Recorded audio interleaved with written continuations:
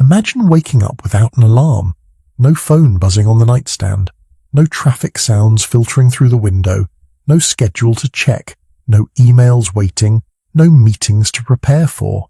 Instead, you open your eyes to the soft grey light of dawn filtering into a rock shelter. The air is cool and crisp, carrying the scent of wood smoke and earth. Somewhere nearby you can hear the low murmur of voices as others in your group begin to stir. A baby cries briefly, then settles. Someone laughs. Outside, birds are calling to each other in the growing light. This is how humans woke up for hundreds of thousands of years. This was morning. It's 40,000 years ago, give or take a few millennia. You're a Homo sapiens living somewhere in what we'd now call Europe or Africa or Asia. Anatomically, you're identical to modern humans. Same brain size, same body structure, same capacity for language and thought and emotion. But your world, your daily reality is so alien to ours that it's almost impossible to imagine. So here's the question that keeps archaeologists and anthropologists endlessly fascinated. What did you actually do all day? See, we have this image burned into our minds from countless movies and documentaries. Cavemen, brutish and hairy, constantly running from saber-toothed tigers, spending every waking moment desperately searching for food, always on the edge of starvation, living nasty, brutish, and short lives of pure survival. That's the picture, right? Prehistoric life as one long nightmare of hardship and terror, except it's almost completely wrong. The archaeological evidence tells a radically different story. Early humans weren't just surviving, they were living. They had rich social lives, leisure time, art, music, spirituality, humor. They told stories around fires. They decorated their bodies. They carved intricate figurines and painted breathtaking images on cave walls. They cared for their elderly and disabled. They buried their dead with ceremony and grave goods. They had culture, complex and sophisticated culture that we're only beginning to understand. But we're getting ahead of ourselves. Before we can talk about cave paintings and ritual burials, we need to understand the basics. What did a typical day actually look like? How did our ancestors spend their time when there were no jobs to commute to, no bills to pay, no grocery stores to visit, when survival meant something entirely different than it does today? The truth is going to surprise you. Early humans probably worked less than you do. Study of modern hunter-gatherer societies, which offer our best window into prehistoric lifestyles, show that people typically spent only 4 to 6 hours a day on what we'd call subsistence activities. Gathering food, hunting, preparing meals, maintaining tools and shelters. That's it. The rest of the time was leisure. Socializing, playing, creating art, telling stories, just hanging out.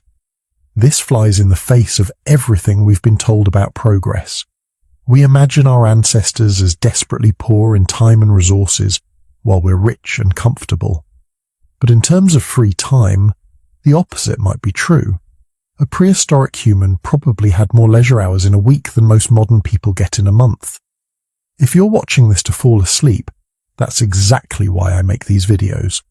Maybe subscribe and let me know, where are you right now and what time is it? I always check the comments and it's fascinating. Someone in Tokyo at sunrise, someone in London at lunch, someone in California at midnight, all drifting off to the same stories about our shared human past. The more we study prehistoric life, the more complex and nuanced the picture becomes. Yes, there were dangers. Injuries were common and often serious. Infant mortality was high. Infections that we'd treat with antibiotics could be deadly. Life expectancy was lower than today, though not as low as you might think. If you survived childhood, you had a decent chance of living into your 50s or 60s. Some individuals made it much longer. But here's what really matters. Within those years, people lived full lives. They laughed, loved, mourned, created, struggled, celebrated. They weren't just biological machines optimized for survival. They were human in every sense we understand that word. They had the same fundamental needs we do. Food and shelter, yes, but also connection, meaning, beauty, play. So let's walk through a day together. Not a dramatic day with a mammoth hunt or a confrontation with a rival group. Though those happen too, just a regular day. An ordinary day 40,000 years ago when an early human woke up to the dawn and lived their life in ways that were both utterly foreign and strangely familiar to how we live ours. Because understanding how our ancestors actually spent their time doesn't just teach us about the past, it raises uncomfortable questions about the present, about how we live now, about what we've gained with civilization and what we might have lost, about whether progress always means what we think it means. Let's start at the beginning, with that moment when grey light filters into the rock shelter and another prehistoric day begins. You're not waking up to an alarm. There are no alarms. There's no concept of being late, no schedule to keep, no boss waiting. Instead, consciousness returns slowly, naturally, pulled back by the gradual lightening of the sky and the stirring of bodies around you. The first thing you notice is the cold. Not the bone-deep, life-threatening cold of deep winter, but that crisp morning chill that makes you reluctant to leave the warmth of your sleeping spot. You're lying on a bed of dried grasses and animal skins, pressed close to other members of your band. Not for intimacy necessarily, just survival. Body heat is a resource too valuable to waste. The second thing you notice is the smell. Wood smoke. Always wood smoke, but faint now. The fire that burned bright last night has died down to embers. Mixed with that is the scent of unwashed bodies. Not unpleasant exactly, just human. The smell of rendered animal fat from yesterday's meal. The earthy, mineral smell of the rock shelter itself. If you're near the coast, maybe salt air. If you're inland during spring, the green smell of new growth. Someone is already awake. There's always someone awake. Sleep in the Paleolithic wasn't like modern sleep. We have evidence, both from studying modern hunter-gatherers and from sleep research, that humans probably practiced what scientists call biphasic or polyphasic sleep. You'd sleep for a few hours after dark, then wake for a period in the middle of the night. This wasn't insomnia. This was normal. During that wakeful period, people would talk quietly, tend the fire, check on children, maybe make love, maybe just lie there thinking whatever thoughts people think when the world is silent and dark. This meant that at any given moment during the night, someone was usually awake. Someone was listening for the sounds that didn't belong. The footfall of a predator, the crack of a branch, the distant howl that meant danger was moving through the territory. Safety wasn't something you could take for granted. It was something you maintained, hour by hour, through vigilance and cooperation. The person who's awake now is feeding the fire. You can hear the soft sounds of movement, see the sudden brightening as flames catch on new fuel. Fire management was maybe the most important skill your people possessed. Let it die completely and you'd have to restart it, either by carrying embers from another group's fire, possibly miles away, or by using friction methods that were exhausting and time-consuming. Better to keep it going. Better to make sure someone always took responsibility for feeding it through the night. Who did that job varied. Sometimes the elderly, who slept lighter anyway and had already proven their worth to the group in 1,000 other ways. Sometimes young adults, particularly those without small children who needed their parents' full attention. Sometimes it rotated, an informal understanding that everyone contributed to the survival of the whole. As the fire builds, more people begin to stir. Children first, usually. Kids wake up ready to move, ready to play, just like they do now. You hear a small voice, the rustling of bodies, a mother's soft murmur telling a child to stay close, stay warm, wait for the sun. But children are terrible at waiting. Within minutes, a few of the older ones are up, stretching, moving toward the fire, their breath visible in the cold air. The adults wake more slowly. There's no rush. This is important to understand. The entire concept of rushing, of hurrying, of being pressed for time, these are modern inventions. Your day is governed by light, by hunger, by the weather, by the seasons. The sun is just beginning to paint the eastern sky in shades of grey and pink. There are hours before you need to be doing anything in particular. Right now, the most important thing is transitioning from sleep to wakefulness in a way that doesn't waste the precious calories you'll need for whatever the day brings. So people stretch, slowly, methodically, working out the stiffness that comes from sleeping on the ground.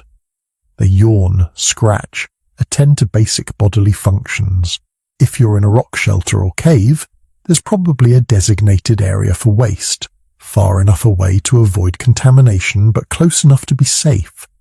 If you're in a temporary camp, people simply walk a short distance into the surrounding vegetation. Someone, probably one of the more experienced members of the group, steps outside the immediate sleeping area to check the surroundings. Not paranoid exactly, but careful. What changed during the night? Are there tracks near the camp that weren't there yesterday? What's the weather doing? Is that cloud formation in the west promising rain or just passing through? Is the wind shifting, bringing different scents, different information about what's happening in the wider world? This morning assessment is crucial. Paleolithic humans were readers of signs in ways we can barely imagine. They could tell from the behavior of birds whether a predator was nearby. They could read weather patterns days in advance by watching clouds, feeling humidity, noticing how different plants responded to atmospheric changes. They could identify individual animals by their tracks and tell you how long ago they passed, whether they were healthy or injured, alone or part of a herd. All this information gets processed and importantly shared. As more people wake and gather around the growing fire, there's conversation. Quiet at first, then building as the group consciousness comes online. Dreams might be discussed. The Paleolithic mind probably didn't draw hard boundaries between dreaming and waking reality. A vivid dream might be interpreted as a message, a warning, a visit from ancestors. Worth talking about, worth considering. Plans begin to form, but loosely. The group needs food, but that's always true. The question is what kind of food and where to find it. Someone might have noticed yesterday that certain berry bushes were nearly ripe. Someone else might have seen signs of a large animal moving through a particular valley. A third person might suggest checking fishing spots if you're near water. None of these are orders. Nobody is in charge in the way we think of leadership. Instead, decisions emerge from discussion, from consensus, from individuals choosing to follow those with relevant expertise. But that's still ahead. For now, in these early morning moments, the main activity is simply being together. The band, your extended family, your survival unit, is reassembling after the night's dissolution. Everyone made it through another period of vulnerability. Everyone is here, accounted for, ready for another day. There's comfort in that. There's safety in numbers, yes, but also something deeper. Something that explains why humans are so fundamentally social. We literally evolved to need each other. Those who felt content in groups, who drew comfort from proximity to kin, who enjoyed cooperation, those were the ones who survived the bottleneck. Their descendants, us, carry genes that make isolation feel wrong and community feel necessary. Children are playing now, their energy infectious. They're not playing anything structured, nothing with rules, just running, chasing, wrestling, the physical play that builds strength and coordination. The adults watch with half an attention, letting the kids be kids but ready to intervene if play gets too rough or someone wanders too far. Meanwhile, practical concerns are being addressed. Someone is checking tools from yesterday. Is that spear point still secure in its shaft? Did that carrying basket develop any weak spots that need repairing? Is there enough cordage for today's needs, or does someone need to spend time making more? These aren't chores in the modern sense. They're not unpleasant tasks you do before getting to what you want to do. They're just part of life, as natural as breathing. And all of this, all of it, is happening without any sense of time pressure. The sun is higher now, the morning chill beginning to fade. You've been awake maybe an hour, though you have no way to measure that and no reason to care. Your stomach is starting to remind you it's empty. Other people are probably feeling the same. Soon, attention will turn to food, but not yet.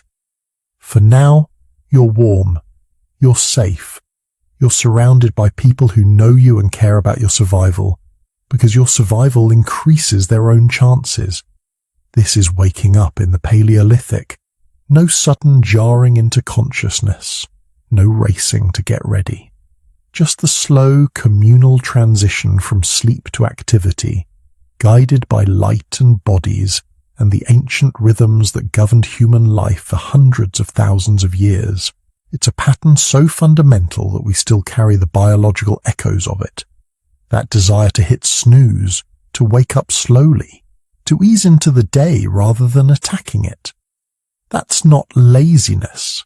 That's your Paleolithic brain remembering how mornings used to work back when we had all the time in the world and the only schedule that mattered was the movement of the sun across the sky. Let's talk about breakfast. Except your ancestors 40,000 years ago didn't have breakfast. Not in the way you think about it. They didn't wake up at 7 a.m., stumble to the kitchen, and pour themselves a bowl of cereal. They didn't have meal times at all, not really. They ate when food was available, when hunger demanded it, when the opportunity presented itself. This might sound chaotic, but it wasn't. It was perfectly adapted to their reality. Picture yourself waking up in that rock shelter as the first light filters through the entrance. Your stomach growls, you're hungry, so you eat. So, simple as that. What you're eating depends entirely on what's available. Maybe there's leftover meat from 2 days ago when the hunters brought down a red deer. It's been hanging in the cool back of the shelter, away from direct sunlight, wrapped in the deer's own hide.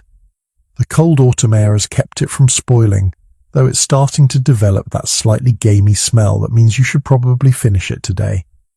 You pull off a strip and chew it slowly. It's tough, requires real jaw work, but it's protein and fat and exactly what your body needs after a night of sleep. Your teeth are strong, your jaw muscles powerful. Dental analysis of Paleolithic skulls shows remarkable wear patterns, evidence of lifetimes spent processing tough foods. But here's what's fascinating. Those same teeth show something else. Microscopic plant residues, starch grains from roots and tubers, phytoliths from seeds and nuts. Your ancestors weren't just eating meat, they were eating everything. Beside the meat, there's a wooden bowl, really just a section of bark folded and sealed with pine resin, filled with hazelnuts gathered 3 days ago. You crack a few between your back molars, the technique passed down through generations. Children watch adults do this from infancy, learning the exact angle and pressure needed to crack the shell without crushing the meat inside. Next to the nuts, there's a leather pouch containing dried berries.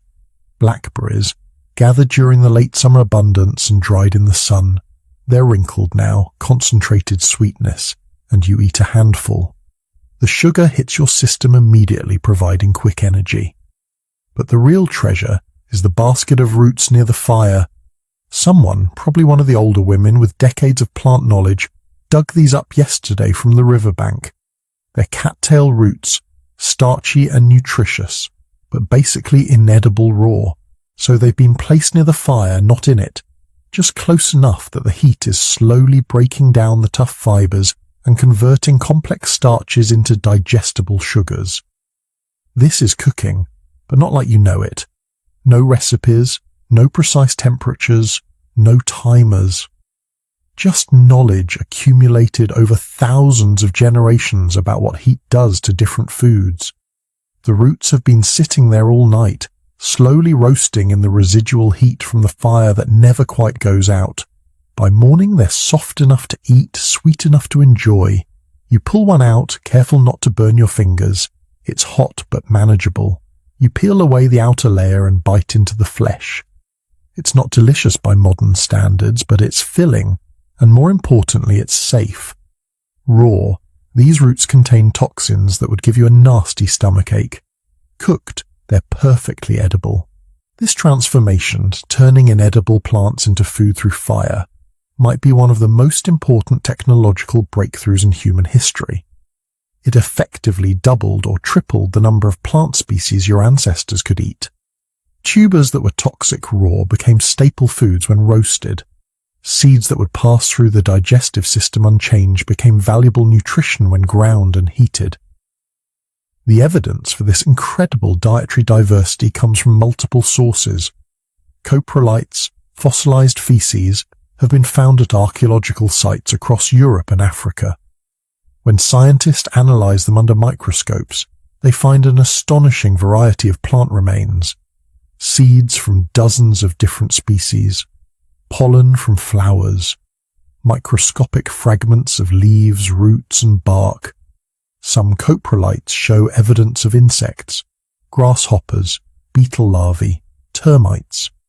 These might seem unappetizing to modern Western palates, but they're actually excellent sources of protein and fat.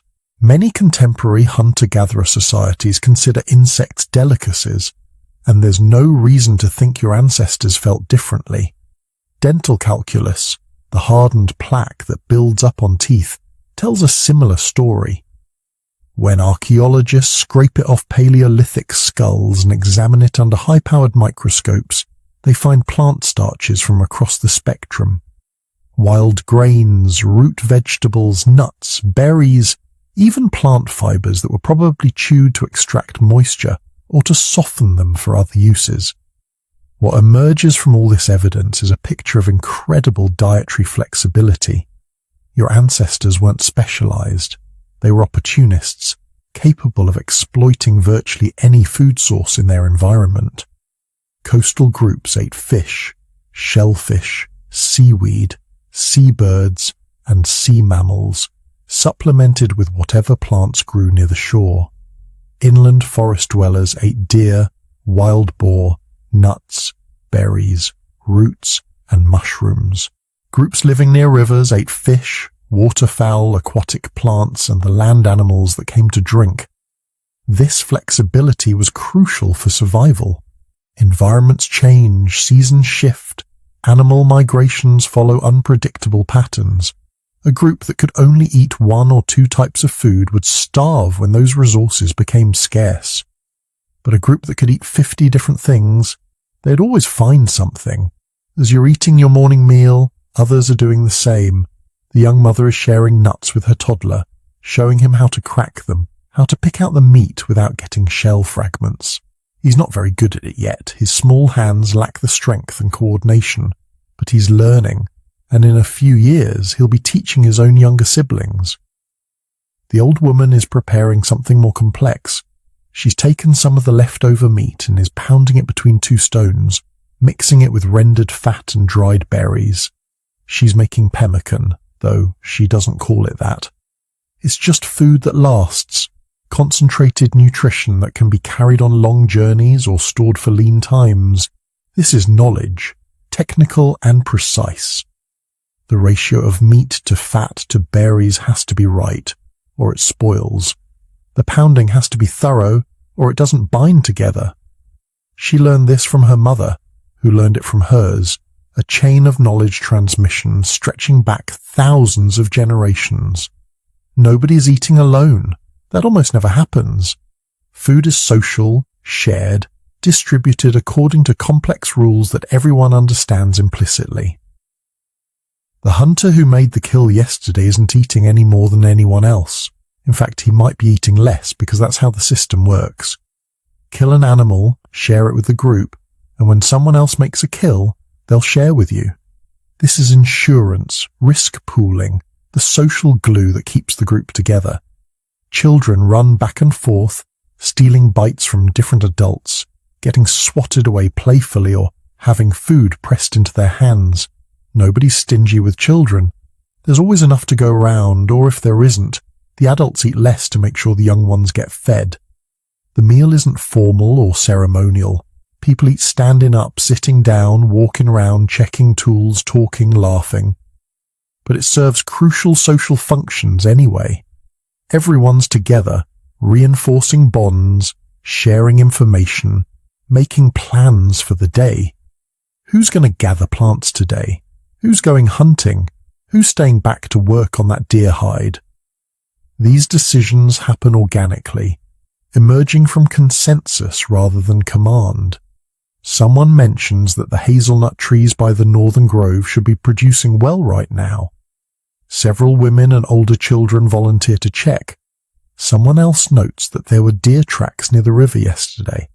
The hunters exchange glances, nod, start mentally preparing for a possible pursuit. Food preparation continues throughout this conversation. Hands are always busy. Someone's grinding seeds between stones. Someone else is sorting through dried herbs, discarding any that show signs of mold. A teenager is learning to use a sharp flint flake to slice thin strips of meat, preparing them for drying. These skills are crucial, and they're learned entirely through observation and practice. No written recipes, no formal instruction. Children watch adults try to imitate, get corrected, try again. By the time they're adults themselves, they possess encyclopedic knowledge about food, which plants are edible and when, how to identify them in different seasons, where to find them, how to process them, how to store them. This knowledge base is staggering. Ethnographic studies of modern hunter-gatherers show that they typically know detailed information about 200 to 300 plant species. They know which parts are edible, which require processing, which are medicinal, which are toxic, which are useful for other purposes like cordage or poison for arrow tips. Your ancestors almost certainly possess similar knowledge. They had to. Their survival depended on it. Eat the wrong mushroom and you're dead. Fail to properly prepare certain roots, and you're spending the next 3 days with debilitating cramps. This isn't casual knowledge. This is life and death information, carefully preserved and transmitted across generations. As the morning meal winds down, the fire is fed a few more sticks. The embers never go out entirely if someone's paying attention. Fire is too valuable, too difficult to make from scratch. Better to keep it alive, feeding it regularly, protecting it from rain and wind. Someone's always responsible for fire tending, usually rotating through different individuals. The meal wasn't elaborate, but it was adequate. Everyone's eaten something. Bellies are reasonably full. Energy levels are sufficient for whatever the day will bring, and that's really all that matters. Your ancestors weren't gourmets, but they understood nutrition in a deep, intuitive way. They knew that variety mattered, that different foods provided different benefits, that balance across days and weeks was more important than perfection at every meal. They were eating to live, but they were also living to eat. Food was pleasure, even when it was simple. The satisfaction of cracking a nut perfectly, the sweetness of ripe berries, the rich fattiness of bone marrow roasted over fire. These weren't just calories. They were experiences, shared moments, connections to the landscape and to each other. And now, with morning fully arrived and stomachs filled, it's time to get to work. The day's real activities are about to begin. Here's what nobody tells you about prehistoric life. The hunt gets all the glory. The dramatic confrontations with mammoths, the coordinated takedowns of deer, the dangerous face-offs with predators. That's what captures our imagination, what ends up in museums and documentaries. But here's the truth that would have been obvious to anyone actually living 40,000 years ago. Hunting was the exception. Gathering was the rule. On any given day, somewhere between 60 and 80% of your calories came from plants. Roots, tubers, nuts, seeds, berries, leaves, flowers. The percentage varied by season and location. Groups living near coastlines might have gotten more protein from shellfish. Communities in northern regions might have relied more heavily on meat during long winters. But for most human populations, most of the time, plants were what kept you alive. This wasn't because our ancestors were particularly fond of vegetables. It was simple evolutionary math. A successful hunt might provide enough meat to feed your band for several days, but hunts failed more often than they succeeded. Animals are fast, unpredictable, and dangerous. They require hours of tracking, careful coordination, and considerable luck. Plants, meanwhile, stay put. They're exactly where you left them last season, growing in predictable patterns that anyone with enough knowledge could learn to read. So while the hunters were out there hoping for glory, the majority of your band was engaged in the real work of survival, walking the landscape with practiced eyes, reading signs invisible to the untrained, collecting the foods that would actually end up in tonight's meal. Now here's where we need to be careful about assumptions. For decades, anthropologists told a neat story about prehistoric gender roles. Men hunted, women gathered. It was presented as natural, inevitable, maybe even biologically determined. But the evidence tells a more complicated story. Yes, in many prehistoric societies, women and older children did most of the gathering while men specialized in hunting. But not all societies, not even most necessarily. Archaeological evidence from various sites shows women buried with hunting weapons. Isotope analysis of ancient bones reveals some women ate diets as meat-heavy as any male hunter. Some groups practiced communal hunting where everyone participated. Others had specialized gatherers of both sexes who spent their entire lives perfecting knowledge of plants. The truth is probably this. Prehistoric societies were pragmatic. They organized labor in ways that made sense for their specific circumstances. In some groups, women who were pregnant or nursing might have focused more on gathering because it was compatible with carrying infants. In others, post-reproductive women might have become the most valuable members of the community precisely because they could hunt without the constraints of childbearing. The key point is this. Don't imagine gathering as something less important or prestigious than hunting. It was specialist knowledge. It required years of training, and it kept everyone alive. So picture yourself on that gathering expedition. It's mid-morning now. The sun has been up for a few hours, burning off the morning mist. You're heading out with 3 other people. Your mother's sister, who knows the plant locations better than anyone in your band. A younger cousin, maybe 11 years old, who's learning the routes and the knowledge. And your own child, 3 years old, strapped to your back in a sling made from carefully softened deer hide. You're not just wandering randomly. You're following a mental map that's been built up over years of observation. The oak grove 3 miles north should have acorns ready for collection right now. The patch of wild onions near the creek will be past their prime, but there's a stand of cattails just beyond it where you can dig up the starchy roots. If you're lucky, you might find a beehive with honey. If you're really lucky, birds' eggs. The walk itself is no casual stroll. You're covering somewhere between 5 and 10 miles today, most of it over terrain that would challenge modern hikers. Rocky hillsides, thick underbrush, streams to ford, slopes to climb. You're doing all of this while carrying a child plus the tools of your trade. A digging stick, fire-hardened and worn smooth from use. Several baskets woven from plant fibers, nested inside each other. A leather bag for small finds. Maybe a stone knife tucked into a belt made from twisted plant fibers. But here's what makes gathering so different from hunting. It's not about adrenaline or drama. It's about attention. You're reading the landscape like a book, noticing details that would be invisible to outsiders. The slight discoloration of soil that indicates wild tubers growing below. The pattern of animal tracks that suggests a fruit tree nearby. the specific angle of sunlight that tells you which side of the hill will have ripe berries. Your aunt stops at what looks like an unremarkable patch of ground, but she sees something you're still learning to recognize, a particular type of grass that always grows near edible roots. She drives her digging stick into the earth, probing carefully.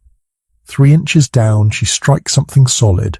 She works the stick around it, loosening the soil, then reaches in with her hands and pulls up a tuber the size of your fist. It's pale, knobbly, completely unappetizing to look at. But you know from experience that when it's roasted in the coals of tonight's fire, it'll be sweet and filling. She hands it to you.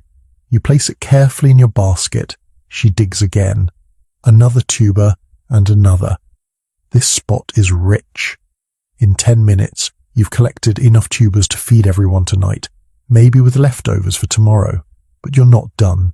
Your aunt knows these plants by heart. More importantly, she knows their stories.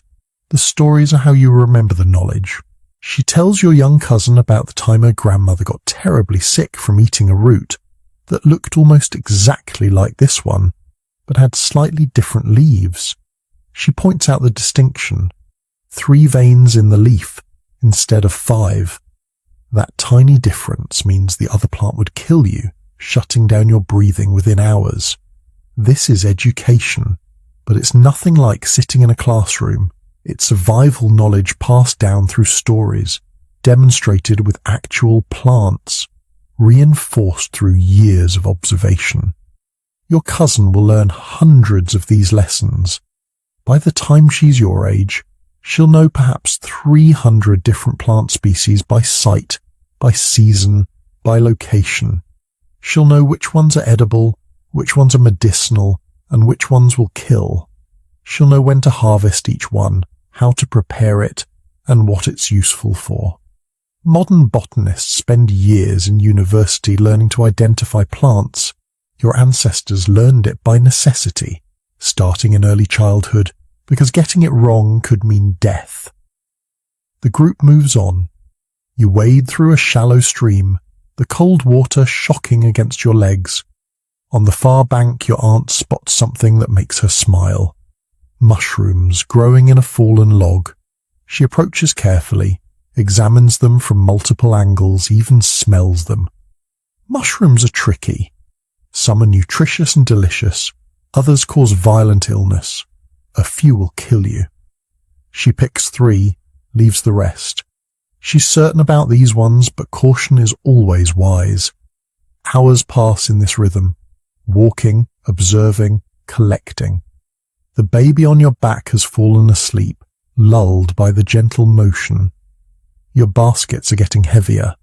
Wild grapes, still slightly tart but edible. Seeds from a grass that you'll grind into flour back at camp. Bark from a specific tree that, when boiled, makes a tea that reduces fever. Your aunt collects this last one carefully, never taking so much that she damages the tree.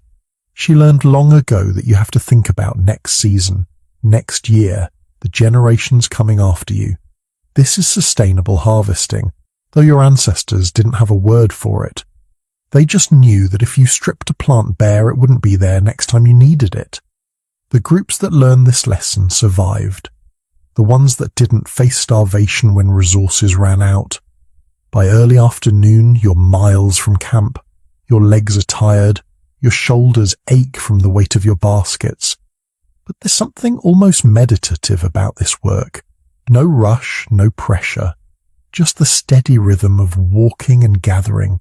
The warmth of the sun, the sound of birds calling to each other in the canopy above. You're completely present in a way that modern humans rarely experience. Every sense is engaged. You're listening for the rustle of animals, watching for the shimmer of water that indicates a stream ahead, smelling the air for smoke that might mean another band is camping nearby. Your younger cousin asks a question. She spotted a plant with bright red berries and wants to know if they're safe to eat. Your aunt doesn't just answer. She walks over, examines the plant, and launches into another story. How her mother once found these berries during a harsh winter when other food was scarce.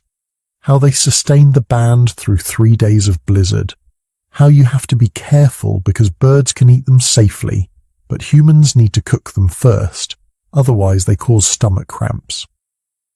The knowledge transfer continues. Every plant is a lesson. Every location is a memory.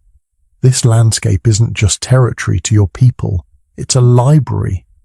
Every tree, every stone, every stream carries information that's been accumulated over generations.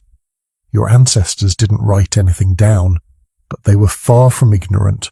They were repositories of sophisticated ecological knowledge that rivaled anything a modern scientist could compile. Finally, late in the afternoon, the group turns back toward camp. Your baskets are full now, heavy with food that will feed your entire band tonight. You've walked maybe 8 miles total. Your feet hurt. Your back aches. The baby has woken up and is fussing, wanting to be fed, but you're satisfied. This is good work, important work, the kind of work that keeps everyone alive. When you get back to camp, there will be no fanfare. Nobody's going to celebrate your return the way they celebrate a successful hunt. But everyone knows the reality. The hunters might come back empty-handed tonight. They often do. But you brought food, reliable, nutritious, life-sustaining food. And tomorrow, you'll go out and do it again. This is the rhythm that sustained humanity for hundreds of thousands of years. Not the dramatic moments. The steady, patient, knowledgeable work of gathering. Your ancestors were reading the landscape in ways we've almost completely forgotten. They were paying attention to nature with an intensity that most modern humans never experience. And they were doing it not as a hobby or a spiritual practice, but as the fundamental work of survival. Here's something that might surprise you. Your ancestor probably wasn't hunting today, or yesterday, maybe not even this week.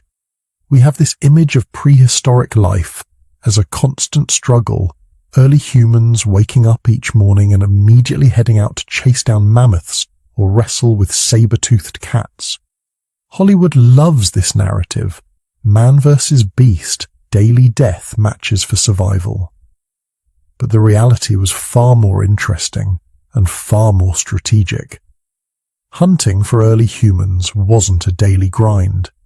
It was an occasional high-stakes event that required immense planning, patience, and more often than not, ended in failure. A successful hunt might happen every few days if you were lucky, every few weeks if you weren't. The rest of the time you were preparing, planning, tracking, and most importantly relying on gathering to fill your stomach. But when the hunt did happen, it was extraordinary. Let's say today is one of those days. The signs have been building for a while. Yesterday, scouts spotted fresh tracks from a small herd of antelope moving through a valley about 5 miles from camp. The animals are heading toward a seasonal water source, following patterns your people have observed for generations. The timing is right, the weather is clear, and most crucially, several experienced hunters are available and healthy enough to make the attempt. This is how it begins, not with sudden impulse, but with careful deliberation. The group gathers in the early morning, 6 men and 2 women, all proven trackers and hunters. They discuss the plan using a combination of spoken language and hand signals that have been refined over thousands of years. Who will take which position, where the animals are likely to go, what the fallback options are if things don't work out. They carry spears, each one a masterpiece of prehistoric engineering that took days to create. The wooden shaft carefully straightened over fire and seasoned for months to prevent warping. The stone point, napped from high-quality flint traded from a quarry 200 miles away, hafted with plant resin and sinew that's been processed and dried to create a bond stronger than most modern adhesives. Some of the hunters also carry atlatls, spear throwers that use leverage to triple the velocity and distance of a thrown spear. This technology is relatively new, maybe only a few thousand years old in your region, but it is revolutionizing hunting in the same way the bow will revolutionize it thousands of years from now. The group moves out and immediately you notice something. They're not rushing. There's no frantic chase, no dramatic sprint across the savannah. Instead, they're walking at a steady, sustainable pace, reading the landscape as they go. This is where hunting becomes a science. One of the trackers kneels beside a depression in the sandy soil. He studies it for several long moments, then signals to the others. The track is fresh, probably from this morning. The depth and clarity tell him the animal was moving at a walk, not alarmed. The spacing between tracks indicates it's a young adult, healthy, good size, but not too large to bring down. He can tell all this from a single hoof print. This isn't magic. It's pattern recognition honed over a lifetime of observation. Your people have been tracking animals since childhood, learning to read the landscape the way you might read a book. Every broken twig, every disturbed pebble, every scratch on a rock face tells part of the story. Where the animals went, how fast they were moving, how long ago they passed, whether they were calm or alarmed. The group follows the trail for hours. No rushing, just steady walking, periodically stopping to check signs and adjust their strategy.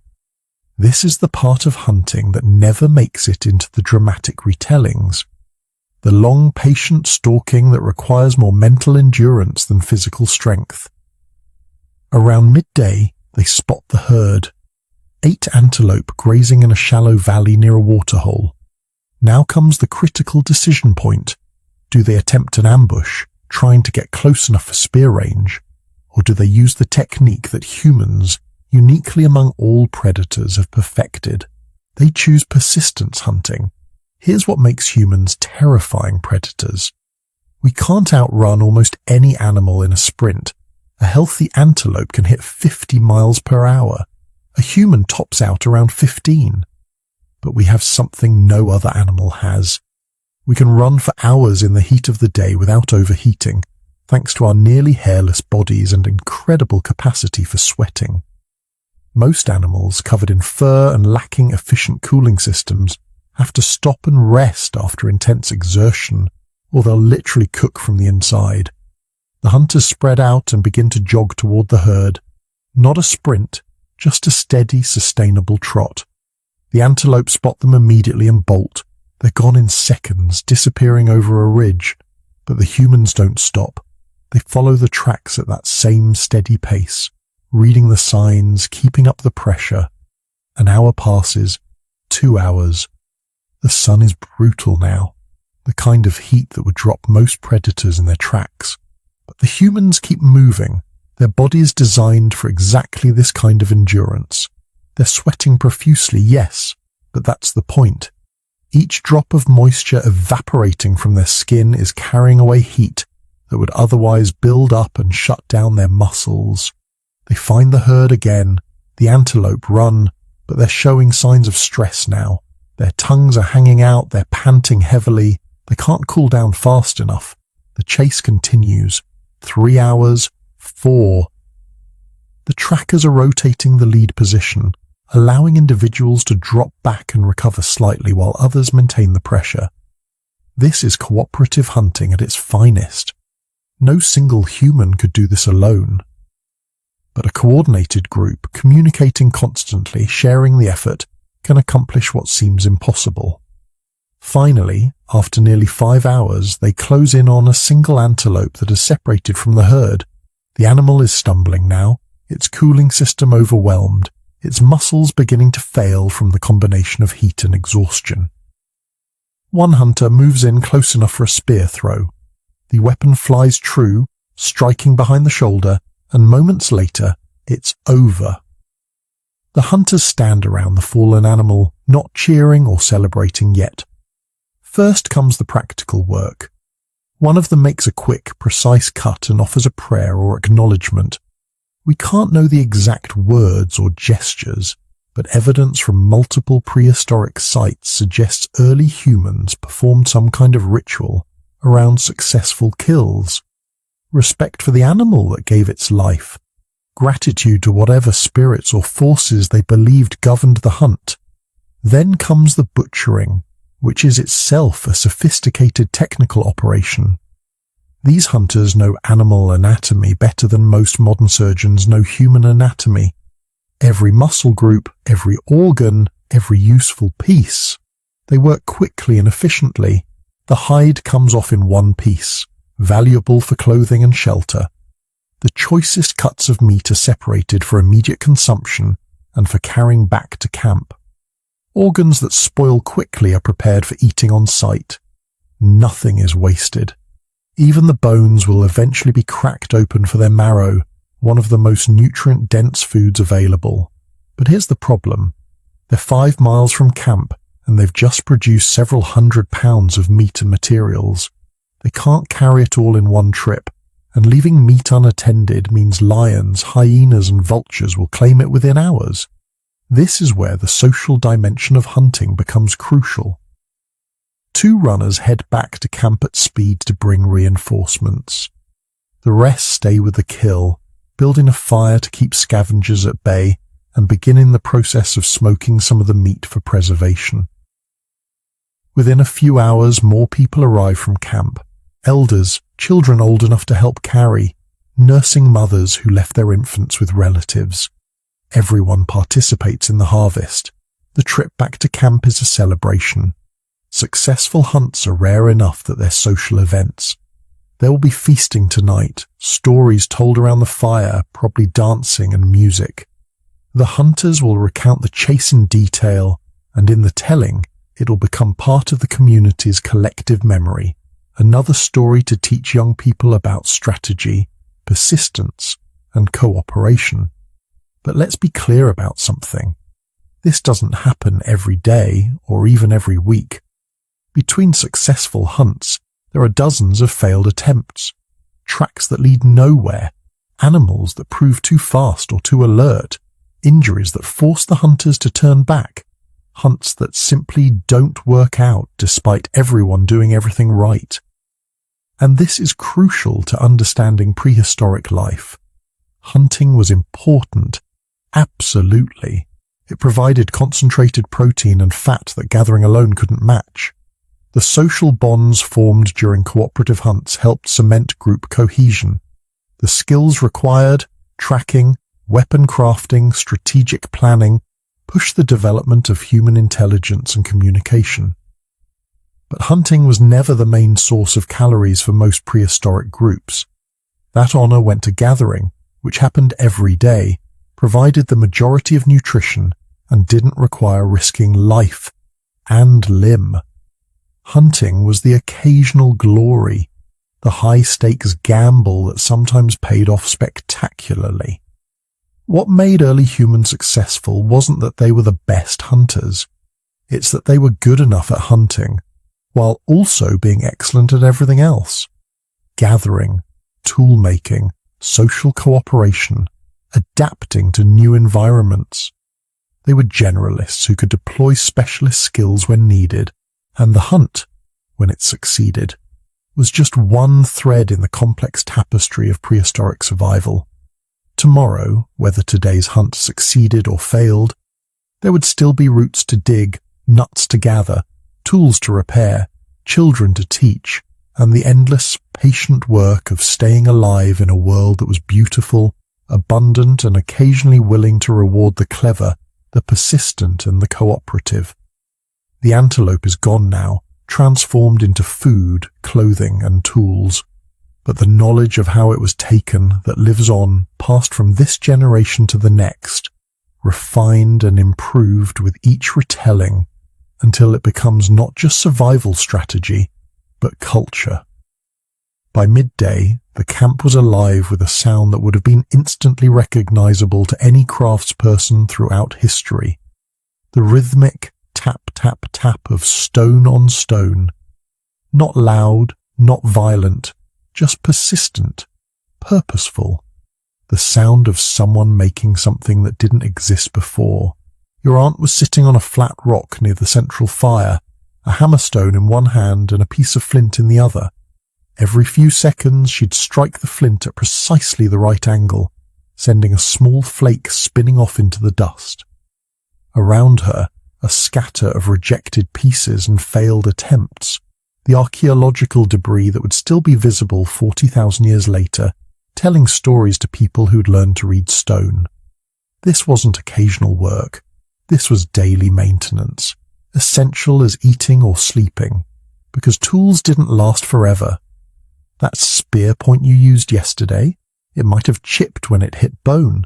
The scraper someone used to process that hide last week, its edge was dull now, almost useless.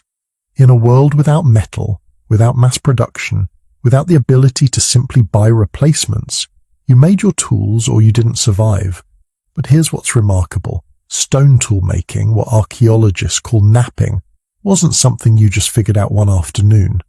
It was a skill that took years to master, requiring an understanding of stone properties that bordered on intimate knowledge. Different rocks fractured in different ways. Flint was predictable. Obsidian was sharp but fragile. Chert was reliable but harder to work. You had to know where to find good stone, how to test it, how to recognize quality before you invested hours of work. Watch your aunt working, and you'd see expertise that took a lifetime to acquire. She wasn't just hitting rocks together randomly. She was reading the stone, seeing lines of potential fracture invisible to untrained eyes. Each strike was calculated. Too hard and the piece would shatter. Too soft and nothing would happen. The angle had to be exact, the point of impact precisely chosen. It was geometry and physics, executed entirely through intuition and muscle memory. The process was called the prepared core technique, and it represented centuries of accumulated knowledge. Your aunt had shaped this piece of flint over the past hour, carefully removing flakes to create a core with just the right shape and angle. Now she was ready for the payoff. One perfect strike and a long, thin blade detached from the core, sharp enough to slice through hide or meat with minimal pressure. She examined it critically, running her thumb along the edge, then nodded. Good enough. But she wasn't done. The blade needed hafting, attachment to a handle that would make it actually useful. This was where craft became art. She'd prepared a wooden handle earlier, a piece of hardwood with a slot carved into one end. Now she pulled out a small leather pouch containing pine resin she'd collected and heated until it became sticky. Mixed with a bit of charcoal and crushed bone for strength, this would become the prehistoric equivalent of superglue. Watching her work, you'd notice something fascinating. She didn't need to think about most of the steps.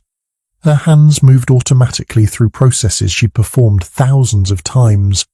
Heat the resin over the fire, apply it to the handle slot, position the blade precisely, wrap the joint with thin strips of sinew that would shrink and tighten as they dried. The entire process took maybe 10 minutes, but it drew on decades of experience and generations of accumulated knowledge. Near her, your brother was working on a different problem entirely. He had a piece of antler from that deer killed 3 days ago, and he was slowly, patiently carving it into a spear point. This was different from stonework. Antler was organic, flexible, capable of taking impacts that would shatter stone. But it was also harder to shape, requiring different tools and different techniques. He was using a stone burin, a chisel-like tool to scrape and carve the antler. The work was tedious, producing a constant soft scraping sound that formed a counterpoint to your aunt's rhythmic napping. Thin curls of antler fell away with each stroke, accumulating in a small pile at his feet. Every so often, he'd stop and test the point against his thumb, checking for sharpness and balance. This point would be different from the stone-tipped spears most hunters used. Lighter, more flexible, it could be thrown farther and was less likely to break on impact. But it took hours to make. An antler was only available when someone successfully hunted deer or similar animals. Stone was everywhere. Antler was precious. So you used it carefully for special purposes, and you made sure everyone in the group knew who'd made what. Because here's something the archaeological record has only recently revealed. Prehistoric craftspeople took pride in their work. We know this because we find tools that are more beautiful than they needed to be. Stone points shaped with perfect symmetry, even though asymmetrical points would work just as well. Bone needles decorated with tiny carved patterns. Antler spear throwers carved into the shapes of animals. Nobody decorates something purely functional unless they care about aesthetics, unless they want their work to be recognizable, admired. Your brother's spear point would be efficient, yes, but it would also be beautiful. Because when you carried it, when you used it to feed your family, you wanted everyone to know who'd made it. Status, reputation, identity, all conveyed through craftsmanship. Across the camp, 3 women were working on an equally essential task: clothing production. One was scraping a deer hide stretched across a wooden frame, using a stone scraper to remove every trace of fat and membrane from the inner surface. The sound was distinctive, a rhythmic shh that carried across the camp. Her hands moved in steady strokes, overlapping each pass slightly to ensure complete coverage. This wasn't quick work. A single hide might require hours of scraping, and even then you weren't done. The hide had to be treated either by smoking it over a fire or by rubbing it with a mixture of brain tissue and fat that prevented it from becoming stiff when it dried. The brain tanning process was chemistry without labs, developed through centuries of trial and error. Someone, somehow, had figured out that brains contained exactly the right compounds to preserve leather. Maybe they discovered it by accident, maybe through systematic experimentation. Either way, the knowledge had been passed down, parent to child, for generations. Nearby, her sister was working on a hide that had already been tanned. She had a bone awl, a pointed tool for punching holes, and she was slowly, methodically creating a garment. Punch a hole, thread sinew through it, punch another hole. The stitching was crude by modern standards, but remarkably effective. These clothes would be warm, durable, and flexible. They'd last for seasons, maybe years, protecting their wearers from cold that could kill in hours. The third woman was doing something that would have seemed impossible to earlier humans. She was sewing with an actual needle, a tiny piece of bone, drilled with a hole at one end threaded with sinew. This technology was less than 20,000 years old in your time, a recent innovation that had revolutionized clothing production. With needles, you could make clothes that actually fit, that could be tailored to individual bodies, that could be decorated with sewn-on beads or dyed leather strips. She was making winter clothing for her daughter, fur-lined and layered, warm enough for the brutal cold that would come in a few months. The little girl sat nearby, watching intently, occasionally trying to help. This was how knowledge transferred, not through formal instruction, but through constant observation and imitation. By the time that girl was 10, she'd be competent at basic hideworking. By 20, she might be one of the most skilled leather workers in the group. But clothing and tools weren't the only things being made. An older man sat by himself, working on something smaller, more delicate. He had a collection of shells he'd traded for last summer, when a neighbouring group had visited from the coast 3 weeks' walk away. Now he was drilling tiny holes in them with a stone drill, a painstaking process that required steady hands and infinite patience. These would become beads, strung on plant fibre cord to make necklaces or bracelets. Purely decorative, purely social. Nobody needed jewellery to survive. But humans had been making it for at least 100,000 years, probably longer. Because survival wasn't enough. We needed beauty, status markers, ways to express identity and affiliation. Those beads said, I have connections to the coast, and I have time to make beautiful things, and I value aesthetics. All of that conveyed through pierced shells on a string. What's striking about all this activity is the specialization. Not everyone was good at everything. Your aunt had spent decades mastering stonework and was genuinely expert at it. Your brother excelled at antler and bone carving but was merely adequate at napping. The woman making winter clothing was the best leather worker in the group, and when her skills were needed, others contributed food or help with other tasks in exchange. This wasn't quite a market economy, but it was close. A recognition that different people had different talents, and that the group benefited when people specialized.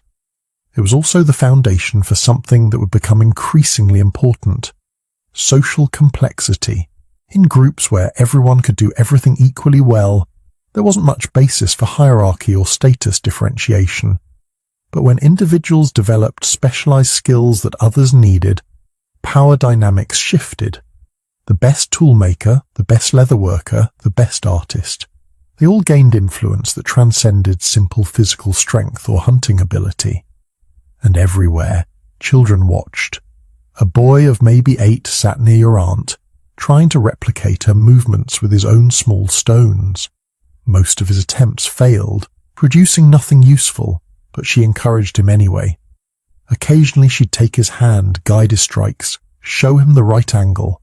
This was education, prehistoric style. No schools, no formal curriculum, just constant observation and practice under the guidance of experts. By the time that boy was 15, he might be competent at basic tool making. By 25, if he had talent and dedication, he might be expert enough to teach others, and the knowledge would flow forward another generation, each one adding small refinements, tiny improvements that would accumulate over centuries into technological revolutions. The afternoon sun moved across the sky, and the sounds of craft continued. Tapping, scraping, the crackle of fire, occasional conversation, creating the material culture that made human life possible. Building, one patient stroke at a time, the foundation for everything that would come after. If you imagine early humans as exhausted, half-starved figures trudging endlessly across the landscape, constantly hunting, constantly gathering, constantly on the brink of collapse, you're not alone. That image has been drilled into us for decades. Life before civilization, we're told, was nasty, brutish, and short. A constant struggle for survival. No time for anything except work. But when anthropologists started living with modern hunter-gatherer societies and actually counting how they spent their time, a very different picture emerged. On average, adults in many foraging societies only spend about 4 to 6 hours a day on what we would call work. Finding food, preparing it, maintaining tools, basic camp upkeep. The rest of the day, it isn't filled with frantic scrambling. It's filled with nothing in particular. Resting, talking, playing, making music, grooming, staring into the distance, simply existing. If your day 40,000 years ago were plotted on a modern timesheet, it would probably confuse a corporate manager. Yes, there are bursts of intense effort, tracking animals for hours, carrying heavy loads of gathered food back to camp, shaping stone tools with careful precision. But these bursts are surrounded by long stretches of low-intensity, flexible time. Time you can bend around your body's energy, the weather, the mood of the group. So what did people actually do with all those hours? A lot of it would look surprisingly familiar and strangely slow. You rest. That might mean lying on your side under a patch of shade, half listening to the chatter of your relatives. It might mean sitting near the fire, absently turning a smooth pebble in your fingers, watching the smoke drift upward in twisting ribbons. When the body is your only real tool, preserving it is part of survival. Resting isn't laziness, it's maintenance. You socialize. Conversation in a small band of 20 or 30 people isn't optional background noise. It's the web that holds the group together. Every talk about who saw which herd of animals, who found a new stand of tubers, who argued with whom last night. These aren't just idle gossip. They're information-sharing systems, conflict management strategies, emotional first aid, You play with children.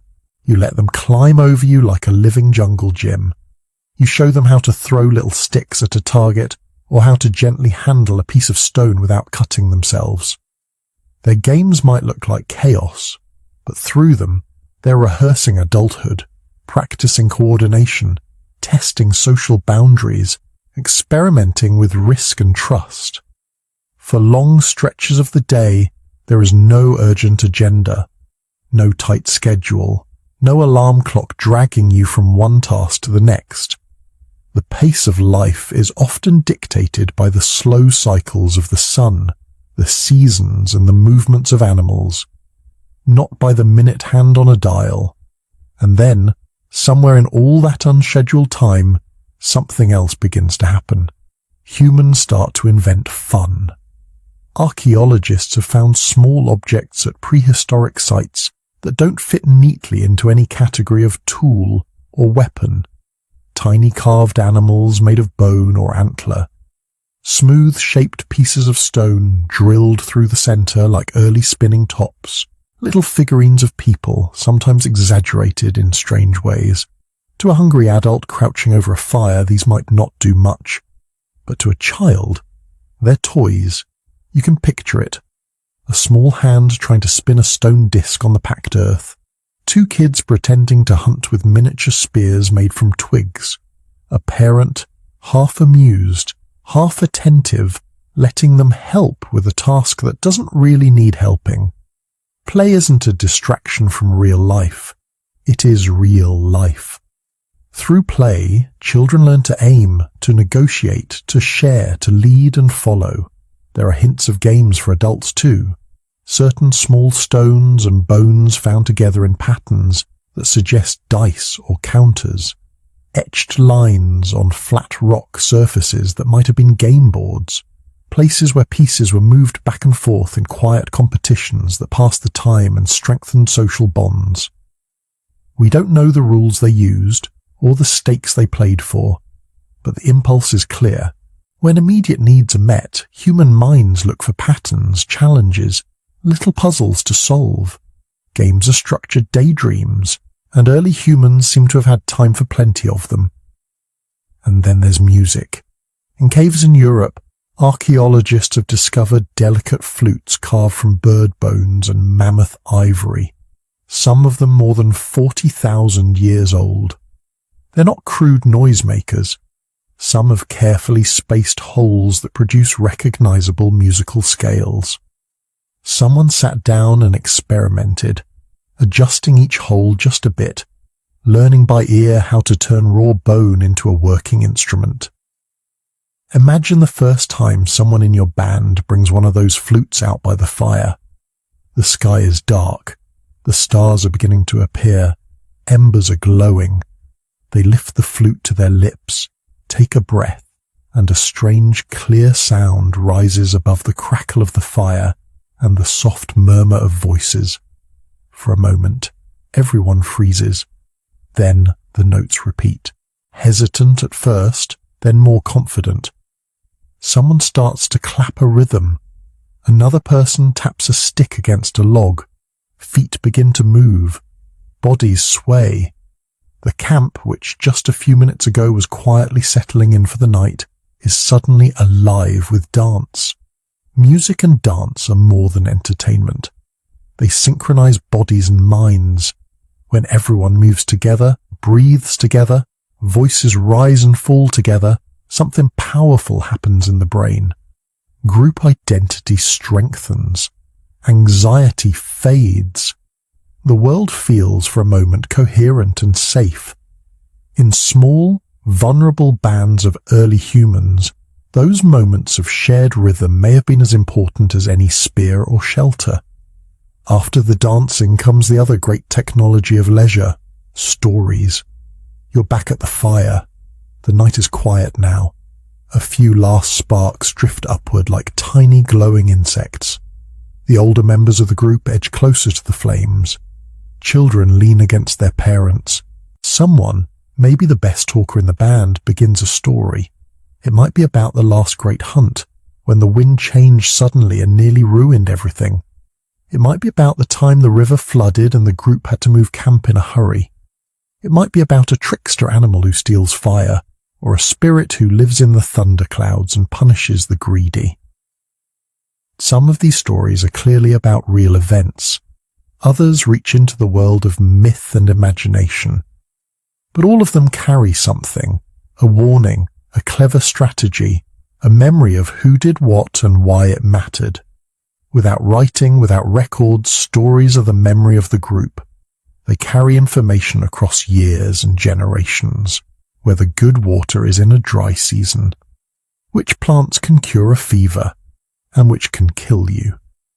What happened the last time someone broke a particular social rule? Listening to these tales by firelight, half awake, half drifting, you're not just being entertained, you're being trained, quietly and gently for the rest of your life. But not all of this time is spent in conversation, music, or play. Some of it is devoted to the slow, meticulous work of grooming. If you've ever watched primates in a documentary, you've seen it. Monkeys and apes carefully parting each other's fur, picking out dirt and parasites, inspecting skin with absolute concentration. It looks fussy, but it serves two purposes: hygiene and bonding. Early humans did the same, but with a slightly different twist. No fur, but plenty of hair. You sit with your back to a friend or sibling or partner, while they gently comb through your scalp with fingers, or a simple comb made from bone or wood. They pick at little bumps, remove bits of debris, crush an unlucky louse between their nails. It's both practical and soothing, the kind of intimate contact that says without words, you matter. I'm paying attention to you. Then comes decoration. Red ochre, a naturally occurring iron-rich pigment, shows up at human sites going back hundreds of thousands of years. It's often ground into powder, mixed with fat or water, and applied to skin or hair. Is it sunscreen, insect repellent, symbolic body paint? It might be all three at once. You sit while someone traces lines on your face, your chest, your arms. Maybe they mark you as a member of a particular band. Maybe they signal your role in a ritual, or your status as someone who has completed a dangerous hunt. Hair is braided. Beards are trimmed or decorated. Simple jewelry made from shells, teeth, or carved bone is threaded through hair or hung from cords around wrists and necks. These acts take time. They're not required to eat, drink, or stay alive, but they're part of how early humans turned bare survival into a life with identity, beauty, and meaning. And in between all this talking and playing and decorating and music making, there are long stretches of something that, in the modern world, we've almost forgotten how to do. Just watching. You lie on your back and look at the clouds drifting across the sky. You sit quietly and follow the path of a line of ants carrying food back to their nest. You stand at the edge of camp and watch a herd of animals grazing in the distance, the way they cluster and scatter, how the wind shifts their scent. You trace the patterns of stars, noticing how some constellations rise at particular times of year, how the moon waxes and wanes. To a modern observer, this might look like boredom, but for early humans, this constant, gentle observing is part of how they build a mental map of the world. It trains attention, it sharpens intuition. The person who has spent hundreds of evenings quietly watching the sky might be the first to notice an unusual pattern of clouds that hints at an approaching storm. The child who has spent endless hours following animal tracks just for fun might become the best tracker in the band without ever being formally taught. And there's something else here. Something less practical and more mysterious. When you have no glowing screens, no written words, no background music piped in from distant speakers, silence and stillness don't feel empty. They feel full. Full of insect hum and bird calls, the sigh of wind through grass, the distant rush of water, the soft breathing of people you love nearby. In that stillness, the boundary between you and the world can feel thinner. You're not a separate mind trapped in a frantic schedule, glancing at nature through a window on your day off. You're an animal in an environment, embedded in it, attentive to it, shaped by it. So the day of an early human, 40,000 years ago, is not a blur of endless toil. It's a pattern of effort and ease, of focused work and rambling leisure. Hunting, gathering, crafting. Yes. But also joking, singing, dancing, grooming, decorating, storytelling, cloud-watching, stargazing. Their lives were dangerous in ways ours usually aren't. Illness, injury, and hunger were always nearby. But they also had something that's become rare in many modern lives. Long, unbroken stretches of time in which nothing urgent had to be done. Time to let the mind wander. Time to be with others without an agenda. Time to simply be awake in a living world. And as the fire dies down and the last story fades into the warmth of the night, that spaciousness follows you into sleep. Tomorrow there will be work again. But there will also be music and laughter and the slow, quiet business of being human. So, let's zoom back in on that ordinary day, 40,000 years ago. You're not alone out there on the savannah, or in the forest, or along the icy riverbank. You live in a band, not a village, not a city, a tiny human world of maybe 20, 30, 40 people, rarely more than 50, small enough that you know every voice, every laugh, every step in the dark. You can tell who's walking behind you by the way their foot scrapes the ground. You recognize a cough in the middle of the night. This isn't an accident. It's how your species works. Bands that are too small can't defend themselves, can't share enough skills, can't find enough marriage partners. Bands that are too big become unstable. Too many conflicts, too many mouths to feed. Too hard to move together when the herds leave or the seasons change. So natural selection, culture, and sheer practicality have all pushed your ancestors into a kind of sweet spot. A living room-size society, intimate, flexible, deeply personal. Everyone in that little group fits into a mental map in your head. Who's generous? Who's lazy? Who can be trusted to keep a secret? Who will share food when the hunt goes badly? Who will quietly slip your child a piece of dried meat when you're not looking? These invisible maps of relationships are as important as stone tools or fire. They're how your people survive. And where there are relationships, there is conflict. Not courtroom drama, not kings and judges, but everyday frictions. Someone took more meat than they earned. Someone flirted with someone else's partner. Someone skipped their turn watching the fire. In a band this small, you can't just walk away and never see them again. You're going to be sleeping 10 feet from them tonight. So how do you keep the peace without police, laws, or prisons? You use the oldest tools human beings ever invented. Gossip, mediation, reputation. Gossip in your world isn't idle chatter. It's law enforcement, news, and social media rolled into one. When two hunters argue over who wounded the antelope first, people notice. The story gets repeated around the fire that night, retold and reshaped. By the time it's made the rounds, everyone knows who was selfish, who was generous, who apologized, who held a grudge. No one writes anything down, but nothing is forgotten. If someone hoards food, that becomes a story. Remember when he hid that marrow bone? The next time there's a shortage, people may be slower to share with him. If someone is brave in a dangerous hunt or kind to a sick elder, that becomes a story too. These stories are your social credit score.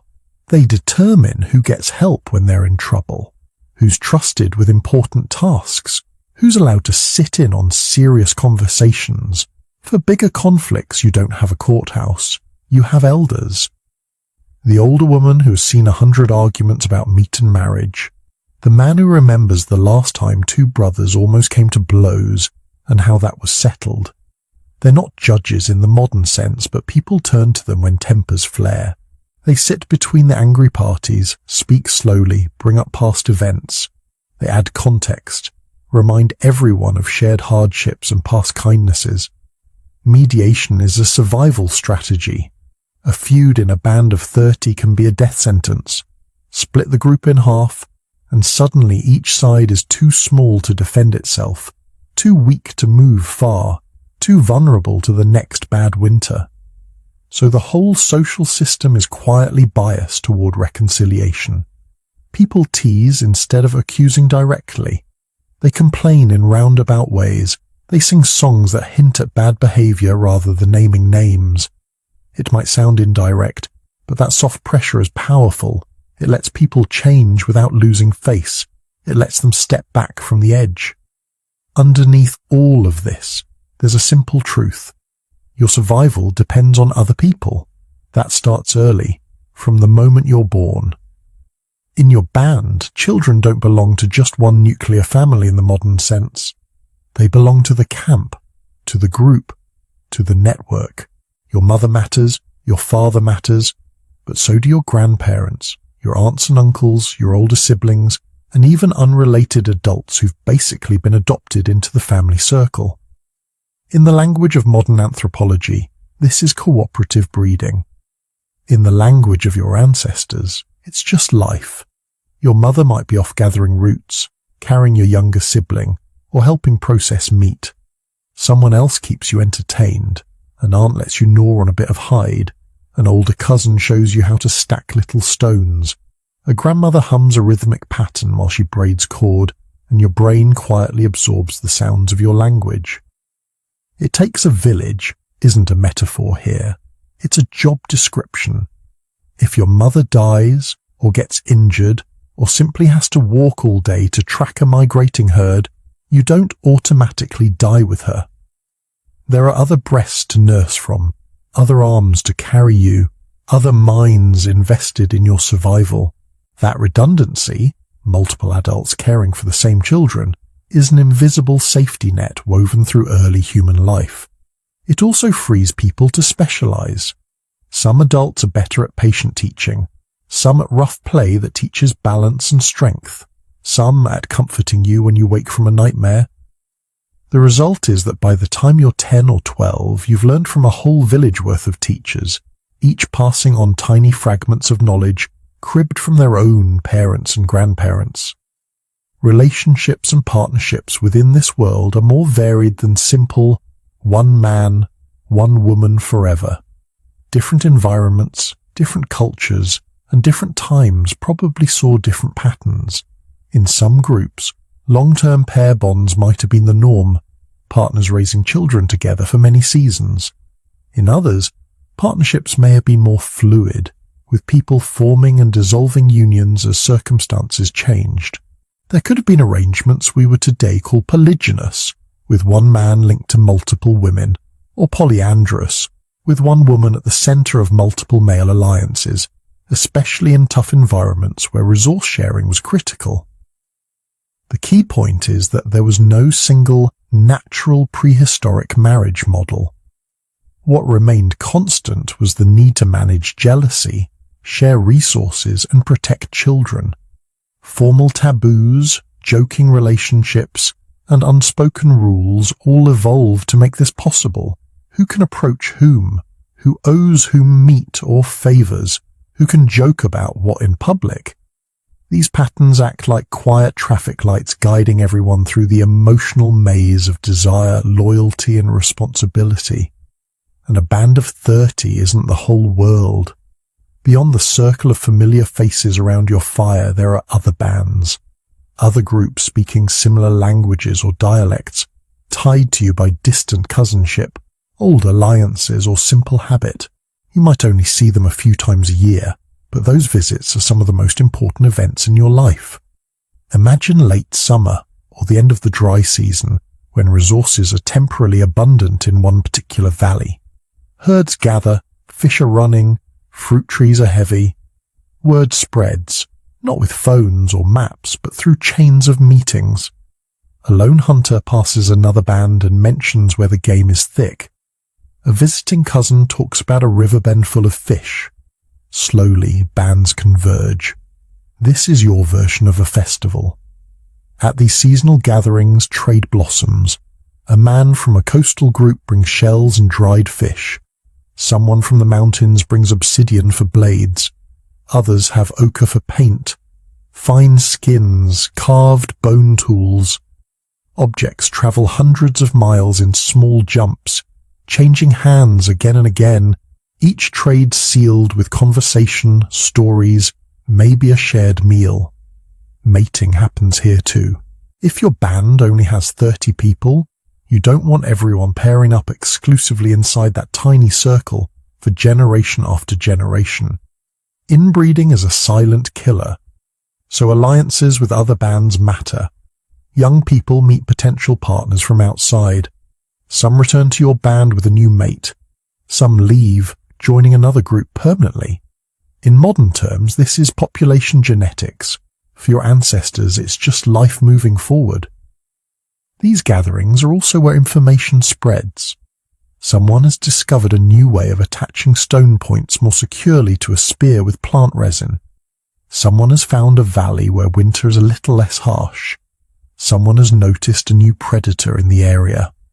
Stories, warnings, and techniques ripple out through these networks, like radio transmissions traveling across the continent, but carried in memories and words instead of wires.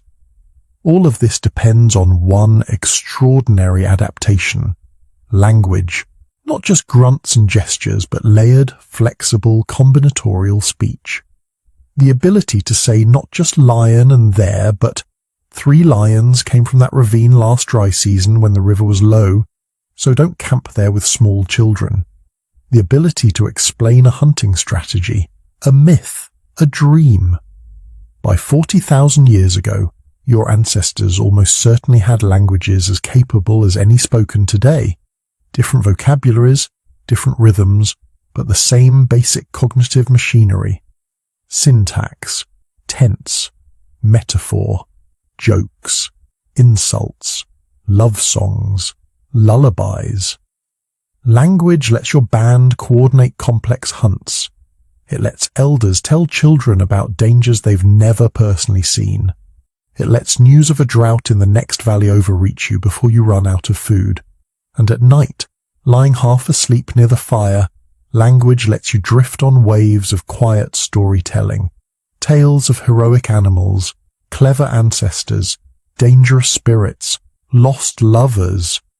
In this world, the elderly aren't pushed aside. They're hard drives. In a physically demanding life, an old body can't do everything it once did. Knees ache, eyes blur, hands shake a little when napping stone. But the mind, honed by decades of experience, becomes more valuable with each passing year. The old man who can't chase a deer can still remember which stars mark the change of season. The grandmother who no longer gathers as far from camp remembers which plants cure stomach pain and which ones are deadly. The elder who has lived through a brutal winter can advise when it's time to move, even if the sky and ground look deceptively calm. When a child's fever spikes, the elders recall past fevers and what helped. When smoke on the horizon hints at a distant fire, they remember the last time the forest burned, which animals fled which way, which valley stayed safe. They are walking libraries of famine and abundance, of floods and dry years, of conflicts and reconciliations. In a world without books, losing an elder suddenly is like a modern library catching fire overnight. Which brings us to death. People died young, often. Infection, injury, childbirth, accidents while hunting, or simply falling from a tree. But what's striking in the archaeological record is not just the fact of death, it's how people responded to it. We find graves, not just bodies dropped in holes, but careful arrangements, skeletons curled in fetal positions, sometimes dusted with red ochre as if painted for a final journey.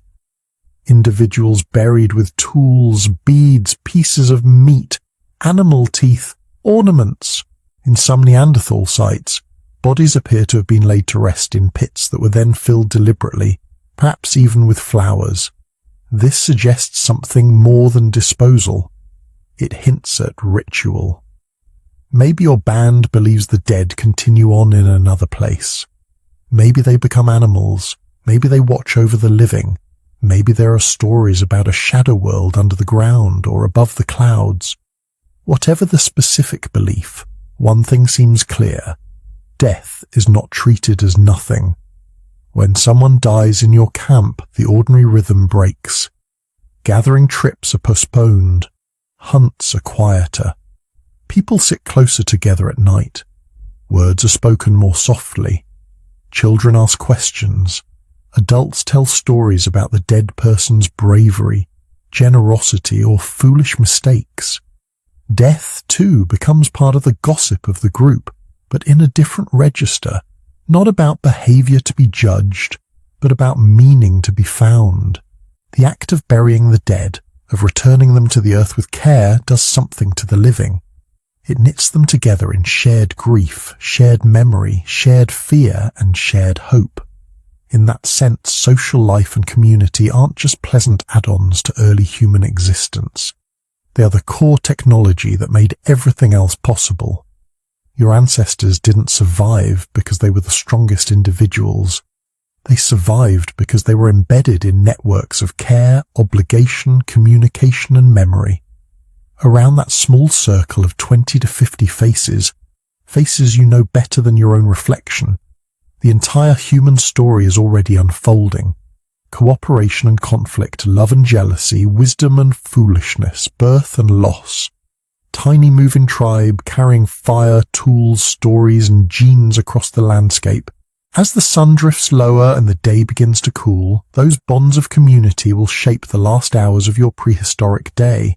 How you gather around the fire, what you sing, what you remember, and what you dare to dream about for tomorrow. By the time the hunting and gathering of the day were done, when bellies were mostly full and the fire had burned down to a steady orange glow, something else usually began. Something that didn't fill the stomach or sharpen a spear, but still felt necessary. Your ancestors had another job besides staying alive.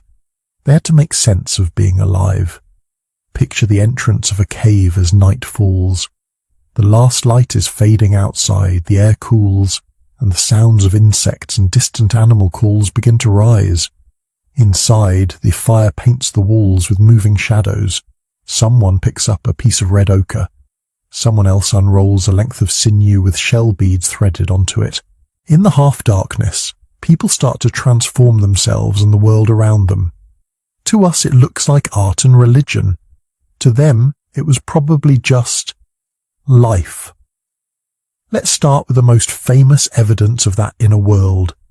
Deep in the dark, far from the cave mouth, far beyond where anyone needed to go to sleep or store food, there are paintings. Not casual doodles near the entrance, not quick sketches you might make while waiting out the rain. Some of the most spectacular images in Ice Age Europe appear hundreds of meters underground, in places you can't even reach without crawling or climbing.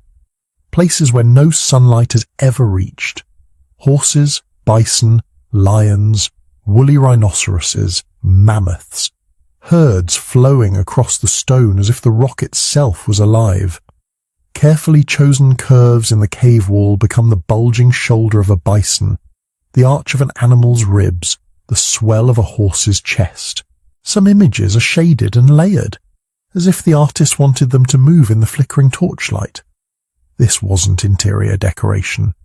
Nobody was living down there. To get these paintings, people had to gather torches, fuel, pigments, and tools.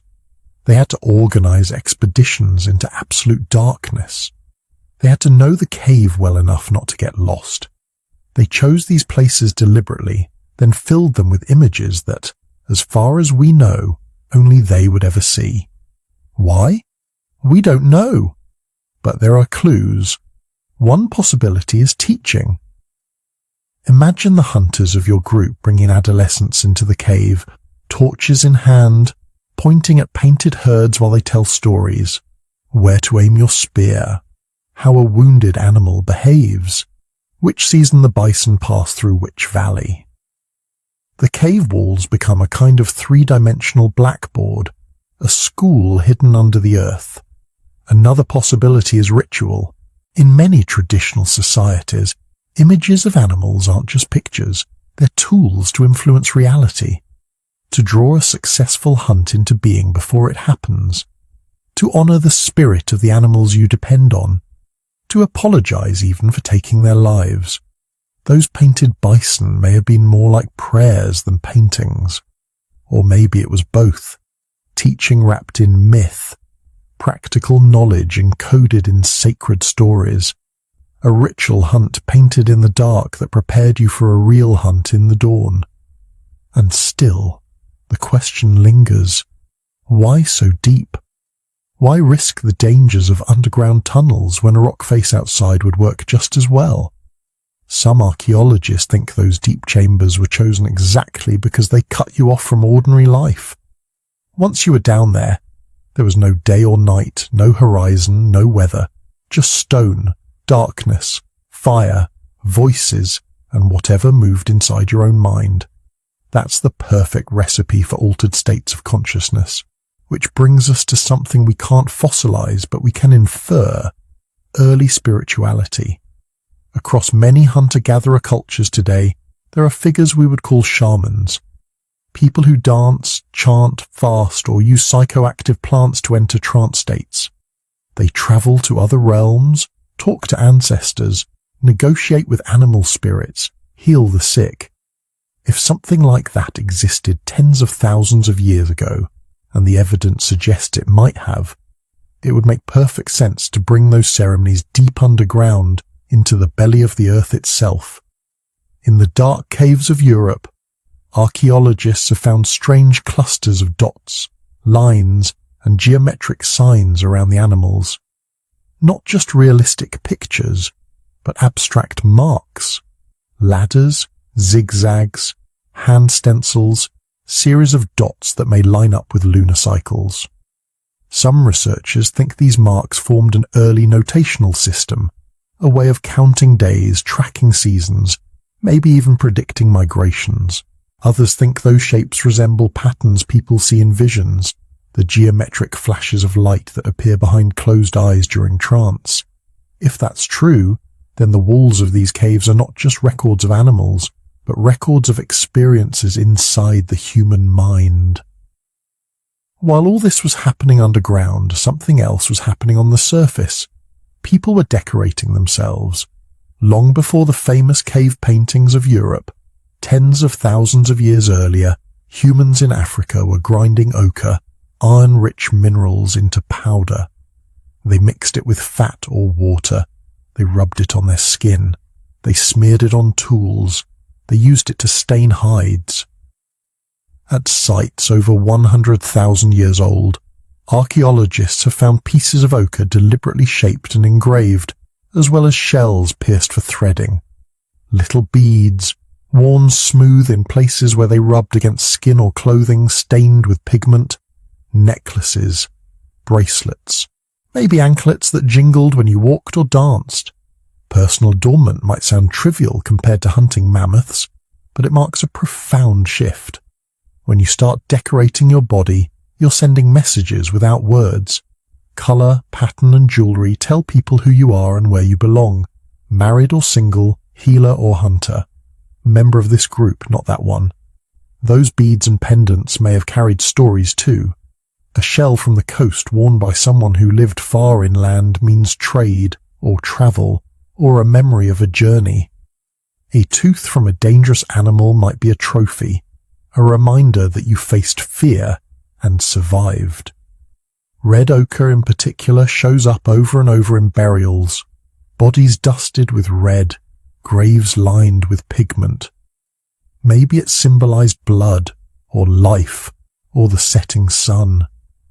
Maybe it was meant to protect the dead on a journey, or to make them visible to spirits.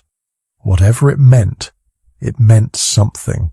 By the time you get to about 35,000 years ago, this symbolic world becomes crowded. Now it's not just beads and paint and animal images. People start carving the human form itself, The Venus figurines, small, often handheld sculptures carved from bone, ivory or stone. They share a similar style across huge distances, from France to Siberia. Many have exaggerated breasts, hips and bellies. Faces are often minimal or absent. Arms and feet may be barely indicated. The focus is bodies that look pregnant, fertile, abundant. What were they? Some think they were fertility charms, held by women as a kind of hope for healthy children. Others suggest they were representations of a mother goddess, an early form of deity that embodied birth, nourishment, and the cycles of life and death.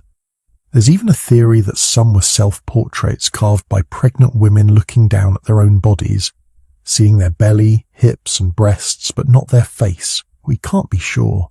But whatever their purpose, these figures show something crucial. People were thinking about themselves as symbols, not just, that is a woman, but this small object stands for something bigger. Womanhood, motherhood, life. And that symbolic thinking didn't stop with bodies and animals. It extended to the sky. There are hints, just hints, that some early humans were paying careful attention to the stars. At a few sites, carved bones and stones show series of notches that may match the phases of the moon or seasonal events like migrations and plant ripenings. Certain animal images in caves appear clustered in ways that some researchers argue line up with star patterns seen at particular times of year. These interpretations are controversial, but it wouldn't be surprising. If your survival depends on remembering when the herds move, when the salmon run, when certain plants are edible, you watch the sky, you notice patterns. Eventually you might start to think the sky's a kind of giant story written just for you. And if the sky tells stories, then maybe the animals do too. For hunter-gatherer peoples around the world, animals are rarely just meat. They are persons of a different sort. Teachers, tricksters, guardians. The bear that walks on two legs, the raven who steals the sun, the antelope that gave humans fire. These stories aren't just entertainment. They're moral lessons, ecological knowledge, maps of the landscape woven into memory. Your Paleolithic ancestors almost certainly saw the world this way. When they painted a running horse on a cave wall, they may not have been drawing a horse. They may have been invoking a spirit that moves like a horse, thinks like a horse, sees the world from a horse's height. To offend that spirit might mean bad hunting for years. To honor it might bring abundance. The result is a world where everything is alive with meaning. Rocks, rivers, trees, animals, clouds, stars, all beings, all with stories and intentions. And in that world, special people would emerge. The ones who dream vividly, who notice patterns no one else sees, who can calm a panicked child or soothe someone in pain with words and songs. These might become the shamans or whatever your ancestors called them. Imagine a night near the fire. The day's work is done. People sit in a loose circle, some mending nets, others half asleep. The shaman, or the storyteller, the singer, the one who goes between, begins. A drum starts, maybe nothing more than stretched hide over a frame or a hollow log struck with a stick. The beat begins slow, heart-like, then faster. Voices rise, feet start to tap. The group's breathing unconsciously synchronizes.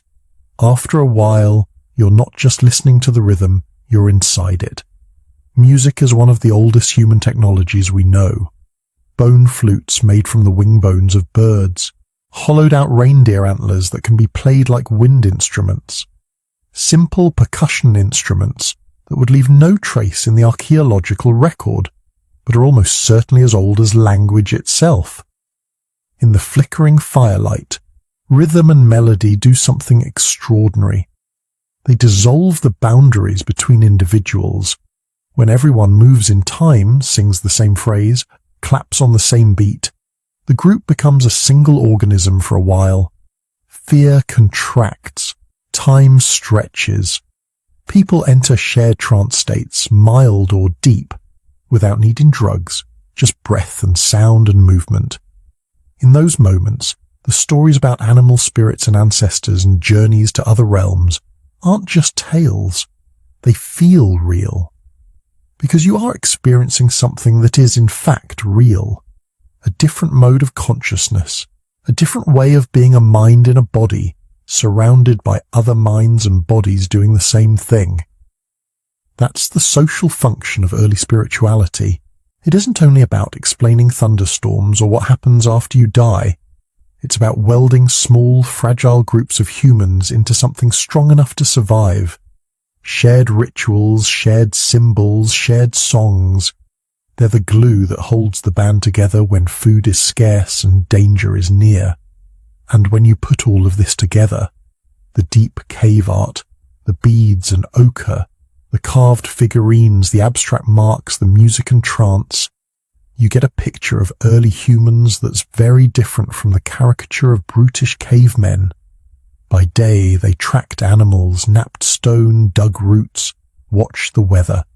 By night, they stepped into a different world, a world where the dead might listen, where the sky might speak, where animals had secret names and mountains remembered. They carried heavy spears and sharp tools, but they also carried invisible things, myths, songs, rules, taboos, dreams. And when the fire finally burned low and the last stories ended, when the ochre-stained hands were wiped clean on hides, when the drums went silent and people stretched out on beds of grass and skins, they fell asleep in a universe they had helped to create, a universe of meaning layered over the raw facts of cold, hunger, and danger. While they slept, the painted herds waited in the dark tunnels underground. The beads rested against sleeping skin. The Venus figurine lay beside someone's head, or buried in a pouch with other small treasures. Above them, the stars turned slowly, whether anyone watched or not. By morning, the practical work of survival would begin again. But that inner life, the songs, the symbols, the sense of hidden forces moving through everything, that never really stopped. It's still with us. Only now, instead of torchlight on limestone, we use screens in the dark. Instead of ochre on skin, we use digital avatars and fashion brands. Instead of carved ivory figurines, we have icons and logos and characters that mean far more to us than their physical substance. The tools have changed. The wiring underneath has not. As the night deepens in our Paleolithic camp, the last embers glow red. Someone turns over in their sleep. A child murmurs and is soothed. Outside, a distant wolf howls and no one wakes. They've heard it 1,000 times. Tomorrow will bring more walking, more gathering, maybe another hunt. But for now, in the quiet between the crackling coals and the first light of dawn, the inner life of early humans rests. Not vanished, just waiting to rise again with the sun and the stories. And as that new day begins, we can follow them into the next part of their routine. By late afternoon, the light is changing. Shadows start to stretch, colours drain out of the landscape, and the temperature drops faster than you'd expect. For Paleolithic people, this isn't just a pretty sunset, it's a signal, a quiet alarm clock telling everyone, whatever you still need to do, finish it now. The open landscape that felt manageable in daylight becomes something very different in the dark. Depth perception collapses. Predators that spent the day hiding in the shade start to move, so your ancestors begin to contract their world, pulling it inward, drawing activity toward the same thing that has defined evening for humans for at least hundreds of thousands of years: fire. Not everybody had it all the time. There were probably still groups that lost fire occasionally or went without during travel. But for many late Paleolithic communities, fire was as central to the evening as gravity is to your body right now. It's not just a tool, it's a boundary line. Inside the circle of light and warmth, us. Outside it, everything else. As the sun sinks, people drift back toward camp, toward that flickering center. Gatherers return with armloads of wood, bundles of plants, maybe a few surprise finds, eggs, honey, shellfish. Hunters straggle in later, sometimes triumphant with meat, sometimes empty-handed and silent. Children, who have spent the day in a swarm of games and experiments, tighten their radius, pulled in by the same invisible gravity. The noise level shifts. Daytime work is all scraping, chopping, calling out across distances. Evening is more contained. You hear the crackle of wood, the soft thud of someone hammering a last flake off a stone tool, the muted murmur of voices as people settle into the glow. Before anyone truly rests, though, there's one more job that matters as much as food: building a place to sleep. Beds sound like a luxury, but they're really a survival technology. The ground is cold, it's damp, it's full of insects, parasites, and heat-sucking stone. Lie straight on it, night after night, and your body pays for it. So your ancestors learned to build barriers between themselves and the earth. Archaeologists have found traces of ancient bedding, compressed layers of grasses, leaves, and aromatic plants laid down in thick mats, sometimes renewed over and over in the same spot. Think of it as a low-tech mattress. First, someone clears the worst of the stones and debris. Then they lay down a base of dry material, grass, reeds, leaves, anything that traps air and sheds water. On top of that, maybe softer plants, maybe moss. Then, if they have them, animal skins, hides from deer, antelope, maybe even bigger game, hair side up for insulation, flesh side in for durability. It's not individually owned furniture. Sleeping spots follow a social map. Parents near children, elders placed where they're easiest to assist and protect. People with tense relationships, maybe not right next to each other. Over time, everyone knows where they belong when night comes. These arrangements reveal status, alliances, and affections without anyone having to say a word. And while all this quiet bed building is happening at the edge of camp, something more dramatic is happening at the center: the evening meal. If you imagine early humans constantly chewing all day like grazing animals, the evidence doesn't really support that. For many groups, the largest and most reliable meal seems to have clustered around nightfall. During the day, people might snack, a handful of berries here, a cracked bone for marrow there, a few nuts or roasted tubers on the go. But the full accounting of the day's success, especially when there was meat involved, tended to happen in the evening, around the fire. Food isn't just eaten, it's transformed. Meat gets roasted or boiled in skin bags or bark containers, bones split for fat-rich marrow, organs cooked quickly before they spoil. Plant foods are pounded, peeled, ground, leached of toxins. Someone tosses roots into the ashes, someone else turns skewers of meat, another person keeps the fire at the right intensity, adding logs at just the right time. This isn't random chaos. It's a practiced choreography. And the distribution of that food is a social performance. Who gets the first piece? Who gets the best cuts? Does the successful hunter keep most of the meat? Or does it get divided according to custom? Elders first, small children next, then everyone else. Different groups probably did this differently, but almost all of them would have understood one basic truth. You don't survive long in a foraging society if you're selfish at the big meal. So the evening becomes a lesson in generosity and memory. People notice who shares and who hoards, who makes sure the child on the far side of the fire gets a piece of liver or fat, and who pretends not to see. These choices sink deep. In a world with no written laws, these are the behaviors that shape your reputation, determine who will help you when it's your turn to be unlucky. While hands are busy, mouths are too. Firelight conversations are where human social life thickens. During the day, communication is often practical and shouted across distance.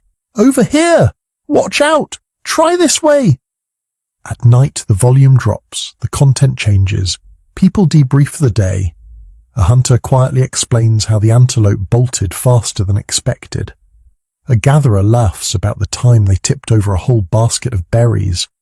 Someone brings up a minor conflict from earlier, a harsh word, a broken tool, and the group smooths it over while chewing, because carrying that tension into tomorrow could be dangerous. There's planning too. When to move camp, who will scout that distant ridge, whether to follow the reindeer herds north or stay near the river a bit longer. These aren't formal counsels, but patterns emerge. Some people speak more. Others listen and nod, influencing the flow with a single quiet remark. Children absorb all of this, learning not just facts about animals and plants, but how decisions are made, what counts as persuasive, when to speak, and when to stay silent. And then there are the stories. Once stomachs are full and the sharp edge of hunger is gone, the tone changes again. Someone might start with a familiar tale about the time an ancestor killed a monstrous lion, or when the river rose so high it carried away half the camp. These stories aren't mere entertainment, they're memory storage. In a world without writing, stories carry maps. Which valley has the bitter-tasting roots that are safe to eat only if boiled twice? Which rocky outcrop hides flint suitable for blades? Where the dangerous spirits, or in practical terms sudden storms and flash floods, like to dwell. Wrapped around these facts are layers of myth, speculation, outright invention. Did people embellish? Absolutely. But the exaggerations helped make critical information unforgettable. Under that same firelight, another listener might add a different kind of story, one that reaches up instead of out. Because above them is the same sky you see now if you step away from city lights. A sky so full of stars that it looks almost crowded, streaked occasionally with the ghostly band of the Milky Way, pierced by the sudden scratch of a meteor. We can't know the first moment a human looked up and wondered, what is that? But it would be strange if no one ever did. Long before constellations had names we recognize, people were probably tracing shapes with their fingers, connecting stars into animals, ancestors, paths. Maybe they decided that a particular bright star was the eye of a giant creature watching over them, or that the Milky Way was the path taken by souls after death, or that the changing phases of the moon marked the moods of a powerful being whose favor you wanted to keep. None of this leaves fossils, but the human brain hasn't changed that much. Give people time, a dark sky, and the need to explain a dangerous world, and they will invent stories. Those stories would shape behavior, when to travel, when to plant in later eras, when to attempt risky hunts. Slowly, night after night, a cosmic calendar might have formed in their minds, stitched together from light points no one could touch but everyone could see. But while eyes are turned upward and thoughts wander far, the body is still here, in a very real and risky place. Night in the Paleolithic world isn't safe. Beyond the ring of fire, predators move. Hyenas, lions, leopards, wolves in some regions. They smell the meat, hear the voices, sense the heat. Most nights, the fire itself and the concentrated human presence are enough of a deterrent, but not always. There are fossil sites where human bones bear the unmistakable damage of carnivore teeth. Caves that show layered occupancy. Humans one season, big cats the next. So someone always stays half awake. Vigilance becomes a rotating duty. Some people may be natural light sleepers, others take turns, waking to toss on more wood, listening for the wrong kind of rustle in the grass. The camp is arranged to slow anything that approaches. The densest brush cleared away, thorny branches piled at key access points, sleeping spots clustered so that if one person startles awake, others can be roused in seconds. And in many late Paleolithic camps there is another set of eyes and ears sharing this watch. Dogs, or at least the animals that would soon become dogs. By around 40,000 years ago, the process of domestication seems to be underway in some places. Wolves that were a little more tolerant of humans, a little less fearful, a little more willing to hang around the edges of camp scavenging bones and scraps, Over generations, those slightly tamer wolves may have been tolerated in turn, even encouraged. They're noisy when strangers approach. They smell predators before you do. They follow tracks. They can help you hunt. At night, they earn their place again and again. Curled at the edge of the firelight or even pressed against human bodies on the bedding, they add warmth. Their thick fur is a living blanket, especially for children. Their ears twitch at faint sounds no human would notice. A growl, a raised head, a sudden bark. They're an early warning system wired directly into your nervous system. Once you begin to rely on that, life without them starts to feel more dangerous. So you have this layered watchfulness. The humans drifting towards sleep, the half-awake adult poking at the embers, the not yet fully domesticated dogs shifting and sniffing the wind. Together, they create a margin of safety in a world that never fully sleeps. Gradually, conversations thin out. The fire drops from bright flame to glowing coals, the harsh oranges softening into deep reds. Someone adds one last log, not for cooking now, but to keep the coals alive until morning. Sparks rise and vanish into the darkness, briefly imitating the stars above before going out. People find their places on the bedding. Children wedge themselves between adults, heads tucked against warm shoulders. An elder pulls a hide up around their neck, hands folded under their cheek. A hunter, sore and satisfied, stretches out on his side facing the fire, one arm draped loosely over the dog that has decided to sleep there tonight. The sounds of night settle into layers. Nearby, the crack and sigh of the fire, the soft rhythm of breathing, the occasional murmur from someone caught in a dream. A little further off, the rustle of small animals, the distant call of a night bird. Farther still, the long, eerie whoop of hyenas, the deep, chesty roar of a lion declaring territory. These distant threats are terrifying but also familiar, woven into the background of every childhood. People learn to distinguish danger by sound, the difference between a hunting roar and a frustrated one, between a curious rustle and an approaching charge. Under all that, the sky keeps turning.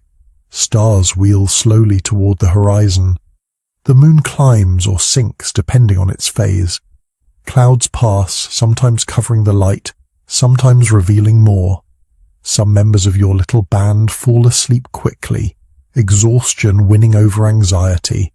Others linger in that liminal space, neither fully awake nor fully gone. Thoughts wandering between the day's memories and whatever half-formed images drift in from the fire and the stars. Maybe they replay a close call from the hunt. Maybe they think of the child they lost last winter, imagining them among those distant lights. Maybe they just listen to the breathing of the people they love and feel for a moment something like gratitude. Eventually even the Lao watchers drift inward. The fire slumps into a bed of shimmering coals. The dogs settle their heads on their paws. For a few hours, this tiny cluster of humans is as vulnerable as they will ever be. Eyes closed, weapons out of reach, minds in other worlds. And yet, in another sense, they have never been safer. They are wrapped in layers of protection they have built themselves. Knowledge of where to camp and where not to, a carefully maintained fire, beds that keep the cold ground at bay. A circle of kin who will wake if one person cries out. The warning growl of an animal that chose, for reasons it doesn't fully understand, to live alongside them. This is what a day in the life ultimately leads to. Not just survival, not just constant struggle, but a nightly return to a shared centre. To warmth, to story, to the faint but persistent feeling that, for all the dangers, this small circle of light in the dark is enough, at least until morning comes again. So after all of this, what did early humans actually do all day? They worked. They walked miles to find roots and berries. They hauled meat back to camp. They shaped stone until their hands ached. They mended, they fed children. They watched the fire. They kept an eye out for teeth and claws glowing at the edge of the dark. But that wasn't all they did. They also sat. They stared into the flames and did nothing at all. They watched clouds drift over hills and lines of migrating animals pass along the horizon. They told stories so slowly that a single tale might last several evenings. They played, not just the children, but the adults too. Mock fights, little contests, teasing, games with pebbles and sticks and bones. They sang. They traced patterns on cave walls and on their own skin. They rested. Their lives were hard, but not in the way we often imagine. Not a non-stop scramble from dawn to dusk, but pulses of effort and long stretches of low, quiet time. A few hours of intense work, then a lot of simply being together. Moving with the seasons, moving with the light. That balance is the part we tend to forget. Because here we are, with machines that do our grinding and lifting, with lights that turn night into day, with more information in our pockets than any hunter-gatherer could have imagined. And yet, somehow, many of us end up with less true leisure than they had. Less unstructured time. Fewer evenings where we simply sit and watch the world without checking a clock. The irony is deep. We've built tools to free our time and then filled that time back up with noise. Your Paleolithic ancestors never scrolled. They never answered emails by firelight. When the sun went down, there were only a few options: talk, listen, make, dream, or sleep. Their attention belonged to the people around them, to the flames in front of them, to the stars overhead. But if you strip away the technology, the basic things that mattered then still matter now. Community. The circle of people who know your stories, who would share their last scrap of dried meat with you, who would stand beside you when the hyenas came too close. Today that might be family, friends, an online community. The shape has changed, but the need hasn't. Our nervous systems are still calibrated for small groups around a shared task, a shared meal, a shared joke. Creativity. The first carved bone pendant, the first handprint on stone, the first rhythm tapped on a log. None of it helped catch more antelope. But it made life richer. It turned bare survival into a story worth telling. That impulse to make something unnecessary and beautiful is still one of the most human things we do. Nature. For almost all of our history, we woke and slept with the light. We learned the seasons by heart. We could read a landscape the way we now read text. Even if you live in a city, a part of your brain still quiets when you hear rain on a window, or wind in trees, or waves hitting shore. Those sounds are older than language, older than Homo sapiens, purpose. Early humans didn't have 5-year plans, but they had reasons to get up, feed the children, help the group, keep the fire alive one more night. Meaning was woven into daily tasks. Our purposes may be more abstract now, but underneath, the same question is always there. Who am I doing this for, and why? When we look back at their days, at the walking, the watching, the talking, the work broken up by laughter and silence, what we see is not a lost world we can never touch again. We see a template, a reminder that a good human day has a certain rhythm, effort and ease, noise and quiet, togetherness and a little solitude. As you lie here listening, you're already doing something profoundly ancient. You're letting the day end. You're stepping away from the hunt of emails and notifications and back toward the fire. If you've enjoyed this slow journey into the past, you can gently tap like, so the algorithm spirits know to show you more. You can leave a comment if you'd like. Maybe tell us where in the world you're listening from, which landscape is outside your own camp tonight. Desert, forest, city lights, mountain air. It all becomes part of this extended circle. If you want to walk with us regularly through these quiet corners of history, you can subscribe so you don't miss the next story. And if you feel moved to support the channel in a deeper way, there's the option to join as a member here on YouTube. That helps us make more of these long, gentle explorations, It's completely optional. Watching, listening, and resting with us is already more than enough. For now, you don't need to do anything at all.